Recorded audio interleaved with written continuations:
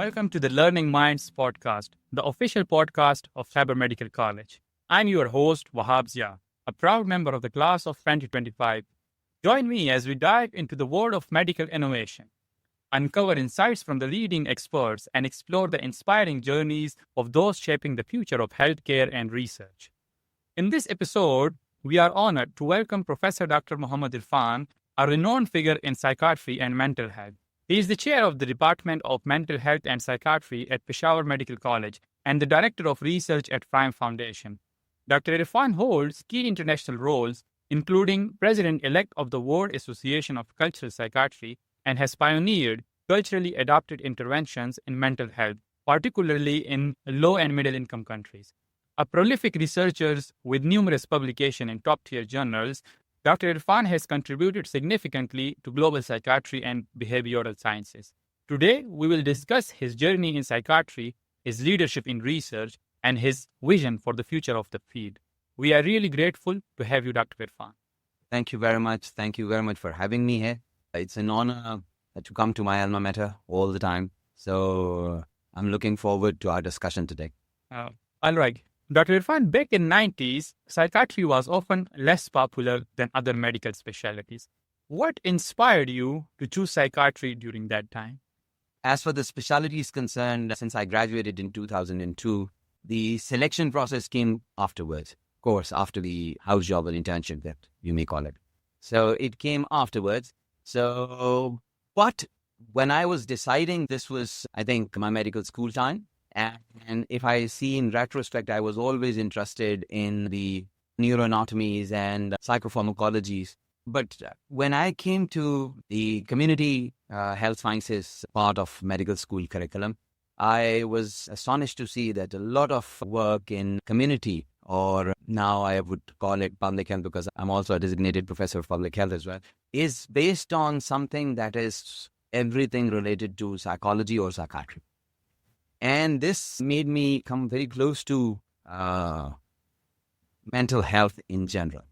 I would not call it psychiatry at that time because I was not fully aware that I'm going to select psychiatry as a career.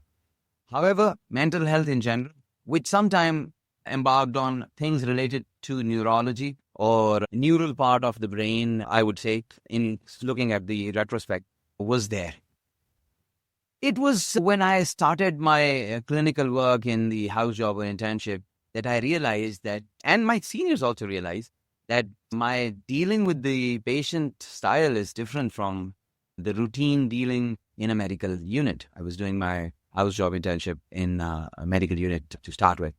At that time, there were 6 months medical and allied and 6 months surgery and allied house job like now, but that was fully 6 months in one unit, that is medicine, and 6 months in surgery. So when I was in medicine, so they realized that I was working differently and dealing differently with patients.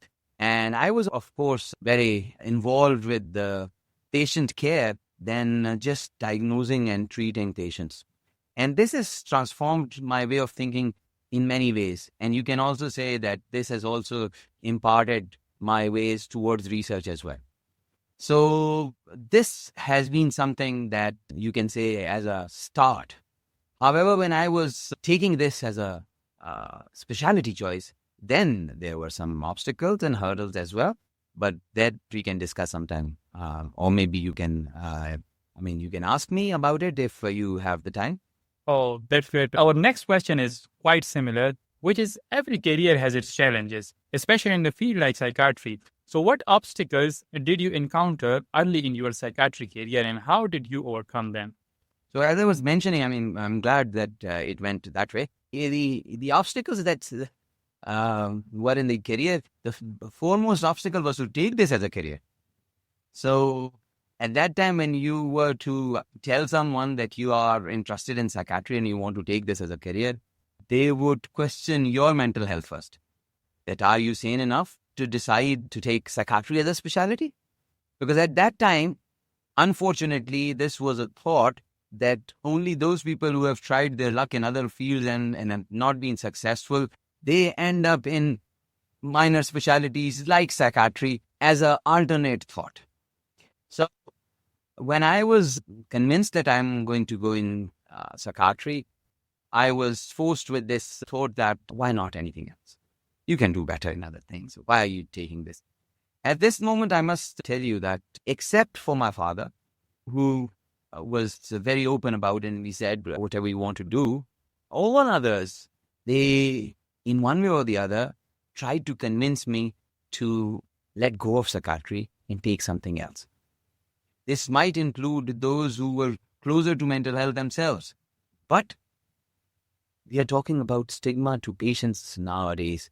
At that moment, I must say that it was stigma for a medical student to take psychiatry as a specialty as well. So this was the biggest obstacle, because I thought, what is this thing? If I'm asking 100 people, no one just going to give me a go ahead in psychiatry. That was the biggest obstacle.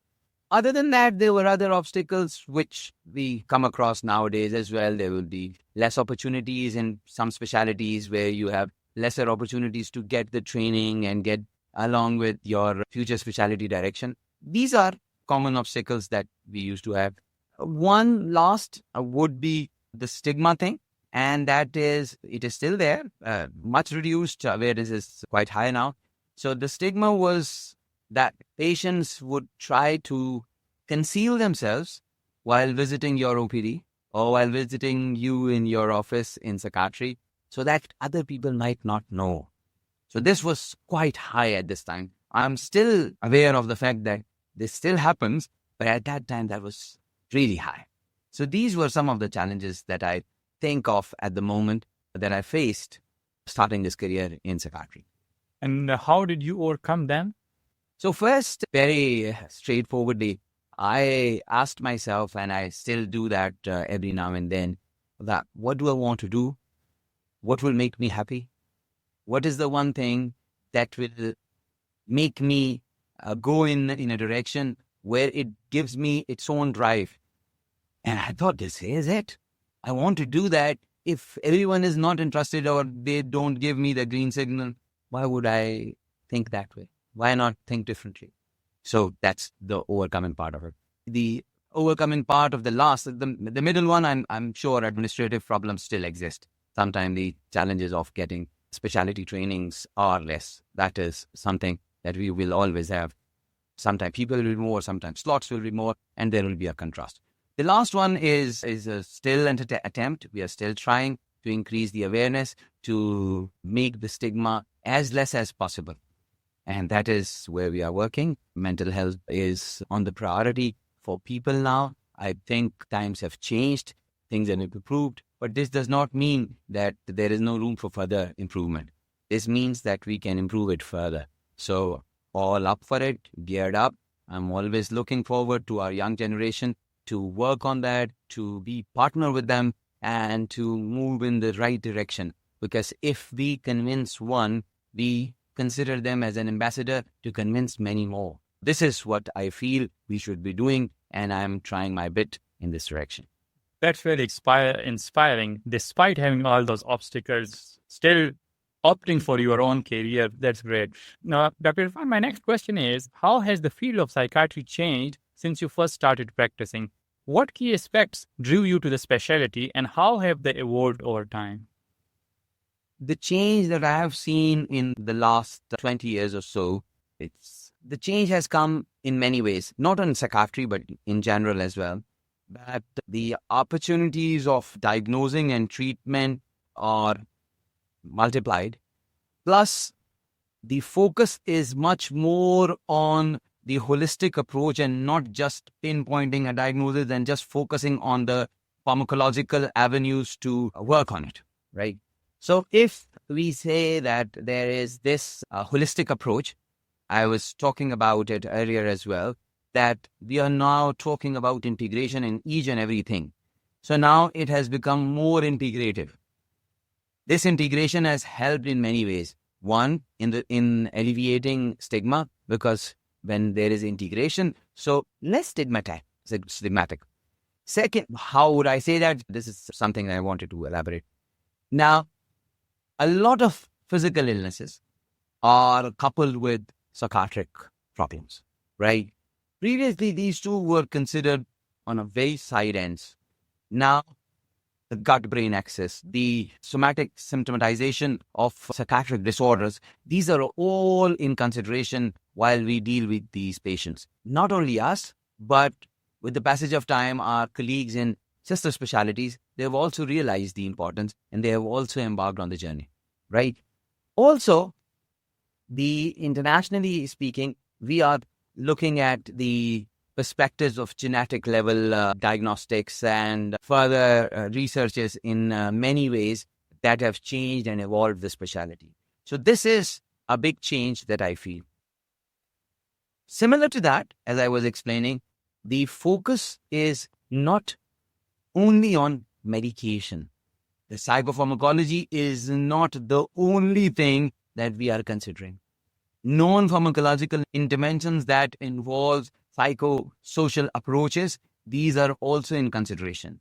Various therapies, various attributes that lead to diagnosis and management are also in practice now.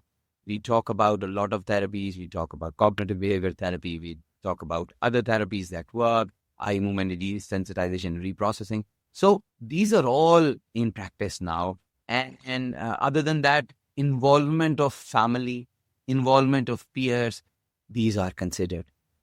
Above all, one thing that I feel is improving and we should focus more on it is the fact that there will be some chronic illnesses, including some in psychiatry as well.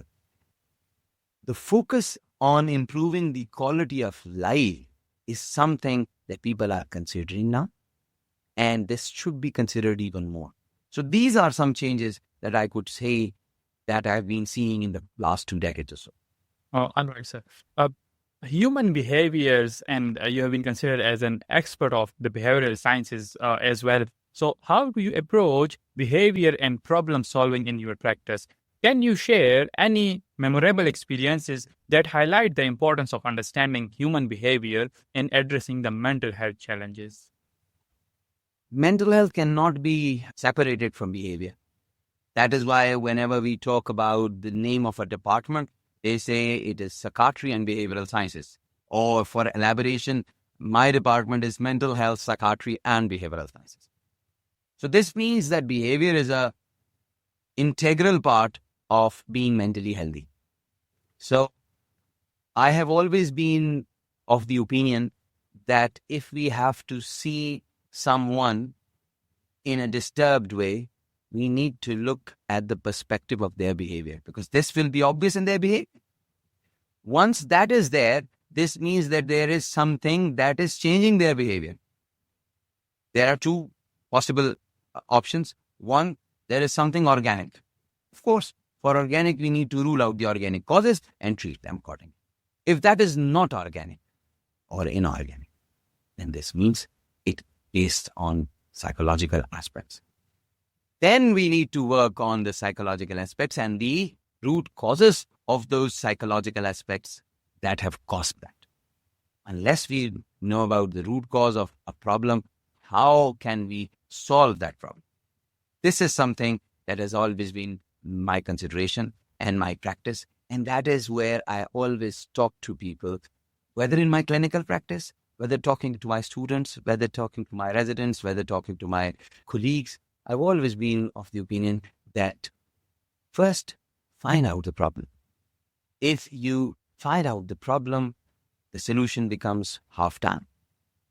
That is where comes the problem-solving approach. So if you focus that the problem that you see is basing on behavior, then there is some disturbance. You rule out the exact cause. You pinpoint the exact cause to be exact. You pinpointed it, and you then found out the reason, the factors, the implicating agents, and then you address those.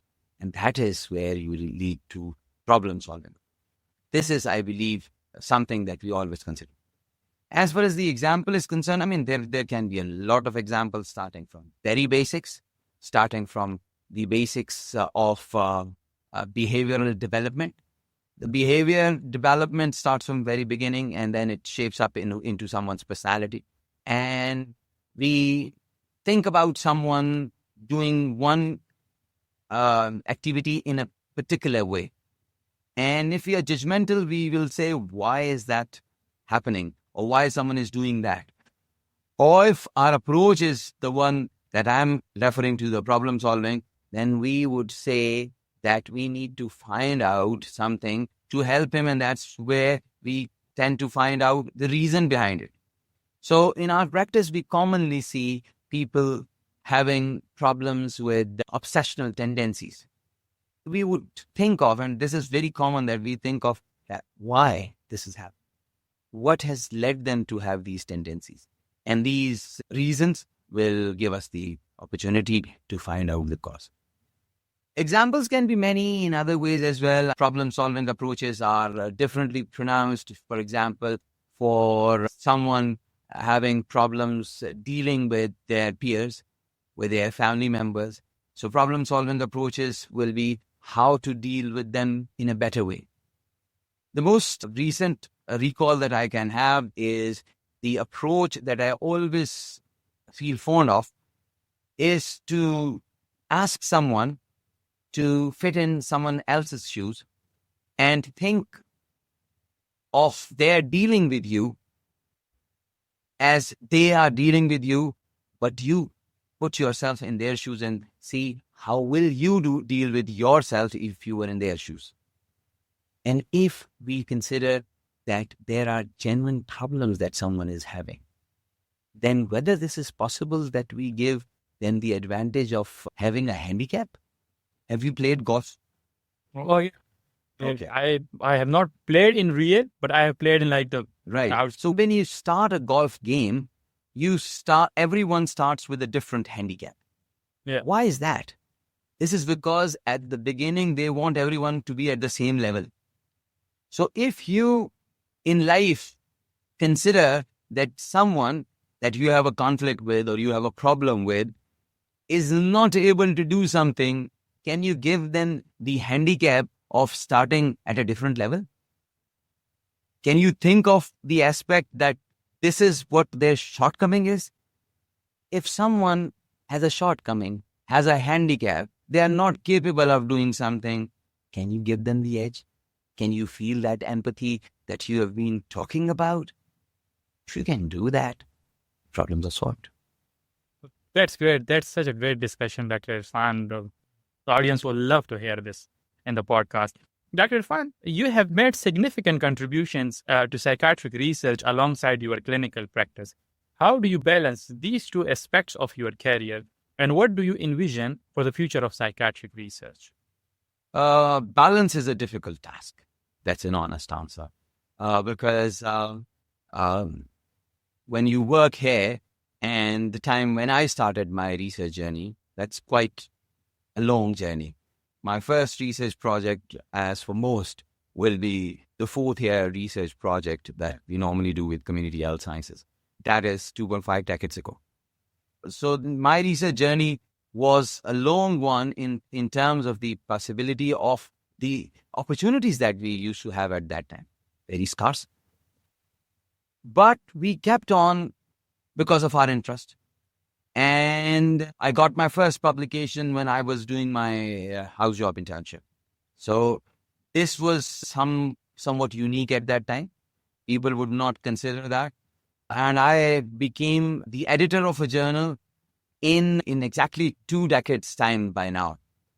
And that was my first year of specialized training in psychiatry.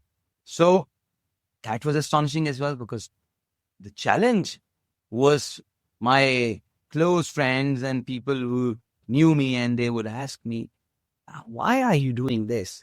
Is this giving you any financial benefit? Is this helping you in any way? Because at that time, no one thought that there is any significance to that. So these were the initial challenges from where we started. But those challenges, if people consider as limitations, they would stay back. And if you consider them as the opportunities, then you will Overcome your country. overcome those barriers. You will overcome the gap and you will fill it, and you will say that I have to do it. And then once you start on it, you start enjoying that. This is never ending. In terms of my interest, Initially, of course, you try to find out your interests in a specialty. And I tried that and did a lot of work in a diverse way. But then I came to understand that my interest revolves around cultural aspects of psychiatry. My research interests involved around non-pharmacological intervention in psychiatry. And lately, it has been transformed to e-health and m-health with more digital interventions coming across. In this way, I've been awarded various awards nationally and internationally, including I'm the only Pakistani who got the award from American Psychiatric Associations on digital interventions in mental health in 2015. These have evolved around it. And these research interests have taken me towards another aspect of work, which is developing self-help books. I've authored now 3 self-help books in Urdu for common mental disorders. And this has been the only self-help books to my knowledge in Pakistan. And these self-help books that are based on my research work, based on culturally adapted interventions, have paved not only the path for help to people, but the basic work has helped many people, including people in the Gulf, in China, and in other places, to utilize those culturally adapted interventions framework to do their research as well. So this is something that is on the cards, and I feel there is potential for much more. I'm just back from World Association of Cultural Psychiatry International Congress in Paris last week, and they were very interested in our work being translated for less developed countries because it was international congress. So people with lesser facilities and lesser developed countries would need more of such work. They were interested in translating that work, not translating in terms of just language translation, but since this is a culturally adapted work, how do they translate and transform it for their population as well? So this is something that has been my area. In general, in psychiatric research, there are much more. Genetic research, as I've already talked about, is on the rise. Then newer molecules have been introduced.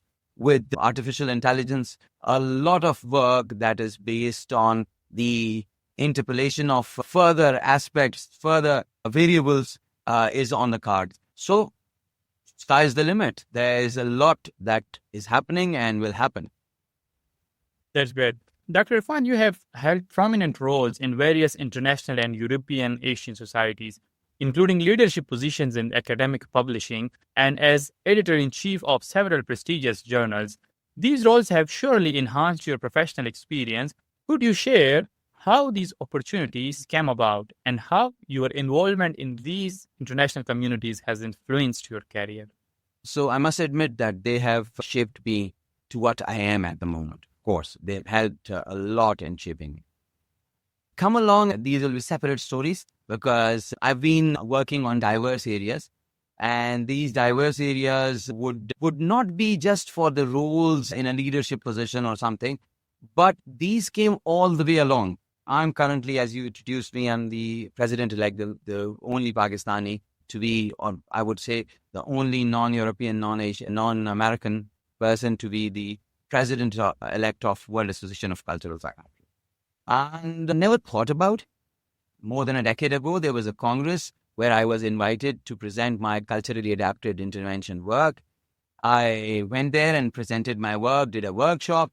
And once I was done with my presentation and workshop, the then president asked me, why don't you sign up for our membership, general membership? So I said, okay, I'll become the member. And sometime later, they asked me, we are formulating a special interest group of culturally adapted interventions, and why don't you lead that group? Fine, that is my interest work. I'm doing that. I'll lead that. In the meanwhile, I was working. At that time, my first book was about to be published, and by the time they made me the special interest group, the chair, my second book was coming. All good. And then years later, they said, we want you to be one of the few directors from the world. Asia is one director, Southeast Asia. And we want you to run that election. And because now I developed liaison with them, I said, okay, I'll stand for the position. And I stood for the position. And somehow I won that. I became a director. All good. Never thought that director meant that I'm working in this area, culturally adapted area it is, and I'm happy working in it and working with other regions in the area. And then the next election came, and the overall cabinet was happy with my production of work, because at that time we published a lot of randomized controlled trials for our work. And then I was asked to stand again by friends, and I stood again. And then from the cabinet, they decided to put my name, suggest my name for the competition of president-elect. And somehow I won that competition as well. So that was something, a journey that came along. Similar is the journey with Asian CBT Association and Asian Cognitive Behavior Therapy Association. I was doing a lot of cognitive behavior work. My PhD work is also mixed method work, which is qualitative work in developing culturally adapted policies for Pashto-speaking people. And I was fortunate enough to work on that. And then my work was recognized on various scales, and I got some awards on that. And I was working with Pakistan Association of Cognitive Therapists. And with the passage of time, I was given positions, various positions, and I got the post of president. And by virtue of being president, I was in the president's group of the Asian CBT Association. And in that Asian CBT president's group, they elected 4 people for 4 positions. And because of my interest in research and being there in that group, I was elected as the Director of Research and Innovation of Asian CBT Association. And earlier this year, our Congress was in New Delhi, and somehow the relation, due to our external tears with India, I could not get the visa and I could not go. In my absence, they have re-elected me for that position again. So this is my inclination with this. The other area that you have mentioned is the association with various journals. That has been long. As I said, 2005 was the year when I first became the editor. And then I was part of various editorial positions nationally and internationally. And earlier in 2010, afterwards, I was a lot interested, and I talk a lot about publication ethics, because I feel like I talked about it today as well, that I am totally of the opinion that we need to do research, but we need to do it with ethics. So I started following Committee on Publication Ethics, the pioneer body of publication ethics around the globe. And I was a participant in their discussions about what ethics should be applied in what cases. And there are various discussion groups, and I started participating in that. And then some colleagues over there, they asked me to stand for the council position for Committee on Publication Ethics. And I was fortunate enough to be the only second Asian at that time. From the whole Asia, there was only one person before me who was ever elected. He was from Iran. He's now based in Canada.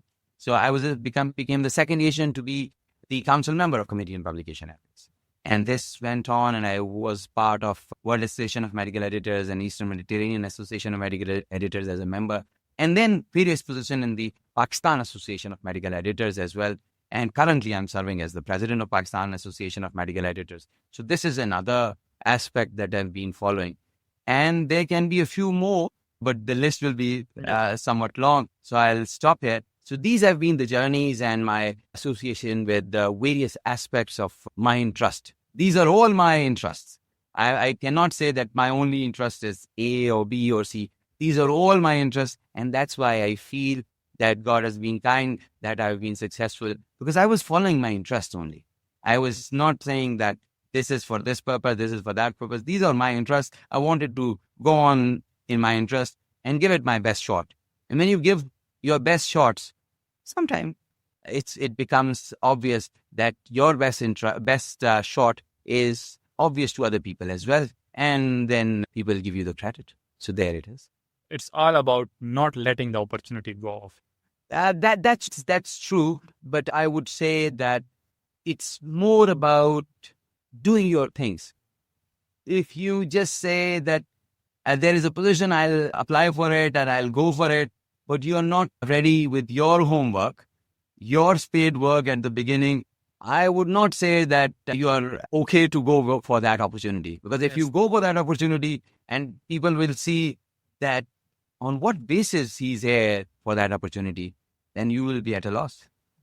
So, as an influential figure in academia, what final advice do you have for young researchers or medical students? Influential figure, I won't say that, but as a student of research and someone who has been following research and be a part of research for quite a long time, I would always think that the main thing that drives research is to ask questions. If you have the ability to ask questions, you can go along. If you have an inquisitive mind, and people sometimes ask me, how do you find that objective? How do we find that research question on which we are going to do research? I'm very, I would say, I'm astonished to listen to that question. The questions are all around us. The questions are not somewhere hidden. These are treasures that we can find out from a closet or something. The questions are all around us. We do something, we are stuck, we ask ourselves questions. And this is what happens. If this is medically tuned, if this is tuned towards somewhere where it affects our practice, it affects the lives, our lives or the lives of the patient, it affects our practices or our practices that are disturbing someone else. These are all questions. So I would say that they should be a thinker, they should be someone who reason, they should be someone who questions, because if you question and you question the right way, you're doing the right research. Yes, you may need guidance. We've talked about mentorship. We've talked about guiding young minds. Yes, but I'm always of the opinion that you should be someone who come up with the question. If you think that someone else will think for you, I would not be convinced that you can go a long way, because this will stop. It is not your passion. It is not your question. It is not something coming from your heart. So that is where I feel that things might be compromised. And I think that this is what I've been teaching, and this is what has been my vision for the future as well. That I want to have people who think about research in an open way. And that is what I feel that I want people who think about psychiatry in an open way, to find out if they are interested. To find out if they are interested, they would take that as a career. To find out if they are interested and they take it as a career, they have the passion to deal with it as a passionate person, because this is where it is going to be beneficial for them in a longer run. For short term, anything can give you benefits, but for long run, only those things will benefit you for which you have the passion. So this is what I feel. Oh, that's really great. And we are really honored to have Dr. Irfan in this podcast, and the audience would love to listen to it. Thank you so much, Dr. Irfan. And that's it with the episode. Thank you very much for having me.